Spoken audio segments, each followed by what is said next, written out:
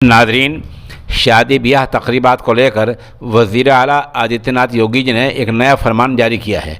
आज उन्होंने असल में हुकाम की अफसरान की और बहुत से सियासी लीडरान के साथ में गोरखपुर में बड़ी मीटिंग ली है।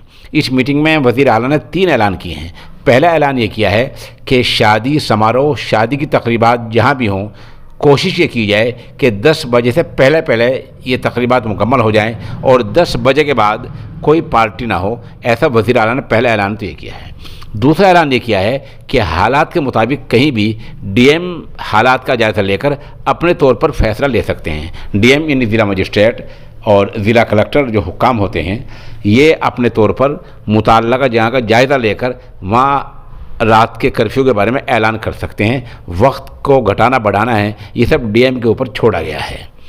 तीसरा ऐलान वज़ीर आला ने ये किया है कि कर्नाटक, दिल्ली, महाराष्ट्र, केरल, इन सूबों से, इन राज्यों से, इन रियासतों से अगर कोई आदमी उत्तर प्रदेश में आता है तो उसको रेलवे स्टेशन पर या हवाई जहाज़ पर आते हैं तो उनकी हर हालत में टेस्टिंग की जाए, हर हालत में उनकी कोरोना की जांच की जाए कि उनको असरात हैं या नहीं। तो ये 3 ऐलान आज डीएम ने किए हैं। एक तो कि शादी समारोह की, शादी की तकरीबात 10 बजे से पहले पहले मुकम्मल कर ली जाएं।